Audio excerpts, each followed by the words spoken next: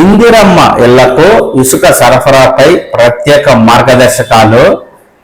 ఇందిరమ్మ ఇళ్ల రెండో దశ లబ్ధిదారుల ఎంపిక ప్రక్రియ చివరి దశకు చేరడంతో ప్రభుత్వం ఇసుకపై దృష్టి సారించింది. ఇటీవల సీఎం నిర్వహించిన సమీక్షలో ఇందిరమ్మ ఇళ్లకు ఇసుక కొరత రాకుండా చూడాలని, అక్రమ సరఫరా జరిగితే కఠిన చర్యలు తీసుకోవాలని ఆదేశించారు. మొదటి రెండవ విడత కలిపి 112 లక్షల క్యూబిక్ మీటర్ల ఇసుక అవసరమని అధికారులు గుర్తించారు. ఈ మేరకు సరఫరా చేయడానికి ప్రత్యేక మార్గదర్శకాలను రూపొందించారు. ఇప్పటికే రాష్ట్రంలో నైరుతి రుతుపవనాలు ప్రవేశించాయి.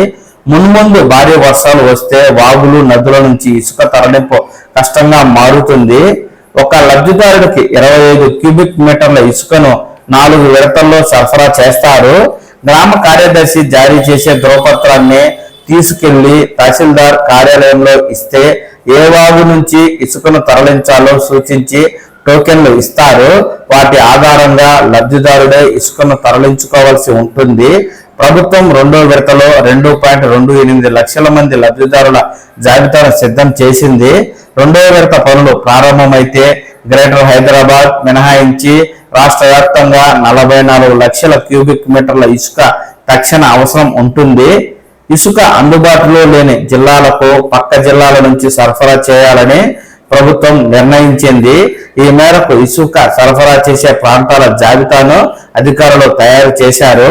ఉమ్మడి ఆదిలాబాద్, మంచిర్యాల, నిజామాబాద్, ఉమ్మడి ఖమ్మం, భద్రాద్రి కొత్తగూడెం స్థానిక వాగులు, ఉమ్మడి వరంగల్, జయశంకర్, భూపాలపల్లి, ములుగు, సూర్యాపేట, నల్గొండ, ఉమ్మడి కరీంనగర్, రాజన్న సిరిసిల్ల స్థానిక వాగులు, ఉమ్మడి నిజామాబాద్, రాజన్న సిరిసిల్ల స్థానిక వాగులు, నిజామాబాద్, ఉమ్మడి మహబూబ్ నగర్ స్థానిక వాగులు, ఉమ్మడి మెదక్, కామారెడ్డి, మహబూబ్ నగర్, ఉమ్మడి నల్గొండ, సూర్యాపేట స్థానిక వాగుల నుంచి రంగారెడ్డి, మహబూబ్ నగర్, నల్గొండ, రాజన్న సిరిసిల్ల నుంచి ఇసుక తీసుకోవచ్చని, స్థానికంగా ఇసుక కొరత ఏర్పడితే రెండో అవకాశంగా టీజీఎండీసీ రీచ్ల నుంచి తరలించుకునే వెసులుబాటునైతే కల్పించింది. ఈ విధంగా 25 క్యూబిక్ మీటర్ల ఇసుకను ఒక్కో లబ్ధిదారుడికి ఇందిరమ్మ ఇల్లు నిర్మించుకునేందుకు ప్రభుత్వం ఉచితంగా ఇవ్వనుంది.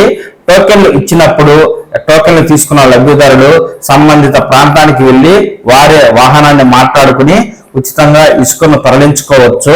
ఒక్కో లబ్ధిదారుడికి 4 ట్రాక్టర్ల ఇసుకనైతే ప్రభుత్వం ఉచితంగా ఇస్తుంది.